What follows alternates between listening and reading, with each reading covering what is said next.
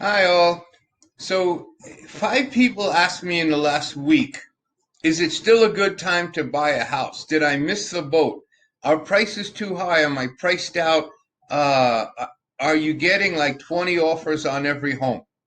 And the answer unequivocally is it's a seller's market. Prices are going up. However, it is definitely a good time to buy a house. So I'm going to break this down for you really simple. First, why are house prices going up? Well, number one, there is a lumber shortage that was created by the demand for housing in the first place. Okay, so the builders have to factor that into their costs. But why are homes really going up? It's really it's going to boil down to this. Your interest rates are so low compared to the average over the last 10 years that even though a price of a home might be up 5,000, 10,000, 20,000, even $30,000, it's still cheap. Now you may say, what are you talking about? How could it be cheap if it just went up 30,000 or 20,000? And that depends on the price of the house, obviously. How could it be cheap? Because the price of a house is not like a loaf of bread. You buy the bread, you eat the bread, right? The price of a house is dependent on how much it's going to cost to pay for that house over 30 years. And that's a huge difference than the price of any commodity, whether you're going to go buying a t-shirt, sweatshirt, pair of socks, breakfast. Why? Because in 30 years, the difference between a 3% mortgage and a 5% mortgage on $200,000 is going to be about $80,000 in interest. You understand what I'm saying? That the lower interest rates are literally saving you 3% versus 5%, approximately $80,000 on a $200,000 mortgage. Okay? 300 would be well over $100,000 and so forth. If you keep the house for the next 30 years.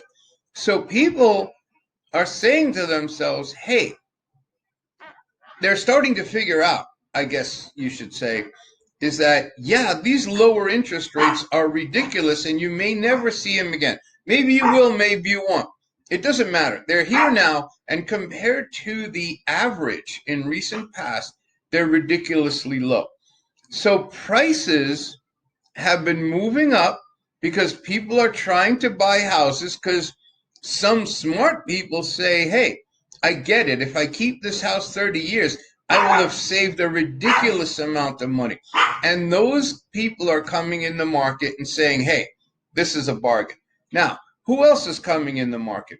Well, let's say 2 years ago, you didn't qualify for a house because the mortgage payment was too high for your debt ratio. But with a 3% versus a 5%, hey, you now qualify. So there's all those people who are now added to the demand side of the equation, right? More people coming in, hence more demand.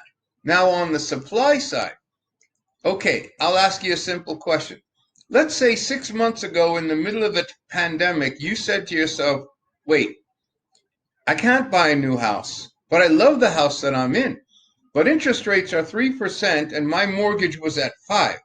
You call up your guy and you get refinanced and you now potentially save a ton of money. How much is up to the individual, but you potentially save a ton of money. If you refinanced 6 months ago, are you going to sell your house? You would really have to have a very good reason, because when you refinanced, obviously your plan was keeping it a really long time. Otherwise, the closing costs would have made it prohibitive to go ahead and do that. Now, maybe you got a new job, maybe you got to move, who knows, whatever the reason, and you still have to sell. But most people who refinanced in the last year are not selling. So those people take their house off the market because they were going to sell, but now they refinanced. And then lastly, You've got people who were going to sell, but now they're afraid to sell because they don't think they can buy because they're afraid that there aren't enough houses out there. Now that reason's kind of like BS, but it's still psychological, and it's a factor because it affects the fear and greed equation, right? If you're afraid of something, right, that's going to affect your decision making. So all in all of these things are all pointing in the same direction, higher housing prices. Now, why don't houses just shoot up like 20%? It's simple, because the housing market is not like the stock market. I'll give you an example. Let's say tomorrow morning Apple comes out with news that there's a huge bug in their most recent iPhone. All of a sudden sales plummet and the stock price will go down 10% instantaneously right in the middle of the day or at the opening bell, right? Now, real estate prices can't move that fast because when you buy a house, you got to go to contract, you got to get an appraisal, you then close, and an inspection, of course, right? Now, that appraisal is based on usually the last 90 days of sales of similar homes in the area. So if you need to finance that home, you go to a bank, the bank calls the appraiser says, hey, this thing's not worth 20% more. Look, last 90 days, this house was 200,000. Don't try to buy it at 240. It doesn't match with our data. So historical appraisals is like a noose around, or like a weight around the neck of home prices. It always slows them down. So even if the demand is rushing to push prices up, the appraisals from the last 90 days is kind of like holding it back down. So you can't get financed for a $200,000 house at 240 because the banks just won't do it. Now, little by little, 80 days, 70 days, 60 days, those houses are a little bit higher. As time passes, the appraisals will begin reflecting the higher prices. So what winds up happening is prices eventually reach their goal, but there's a lag because of that weight of those appraisals. So look, there's a lot of factors going on here. Some of you are already bored. Some of you are already saying, well, too much information. But what I'm saying, bottom line, is this. If you qualify to buy a house, yeah, you're buying a new house, but you're also buying something else that a lot of people don't look at it that way, right? It's terminology. You're buying a mortgage, right? You understand what I'm saying? You're not really buying a mortgage. You're buying the house. The mortgage comes with the house. So you're buying a mortgage.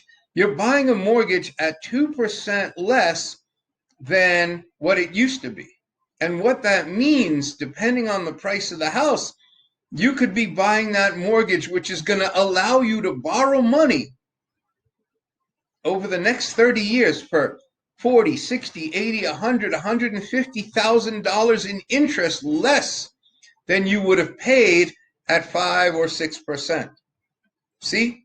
So that's why houses are not really expensive. Now, are they going to go up next year, every year for the next 10 years? Or are they going to go down a little or go up a little? I don't know. All I know is if I can buy a house at a 3%, 3.25%, 3.5% mortgage, the odds are I will have saved so much money on that mortgage that that's the cash cow. That's the jackpot. That's the reason people should be buying now. I mean, obviously, you still want to say, well, I want a house. I need a house. I like this house, right? If you're not in the market for the house, this conversation is irrelevant. But if you are in the market for a house, this is why it's okay to buy, even though some of your friends are saying, oh, the market's crazy. That, you know, they don't understand what a 30-year mortgage does, okay? So just think about that. And if you need more information, shoot me a message. Anyway, good luck, guys. Talk to you soon.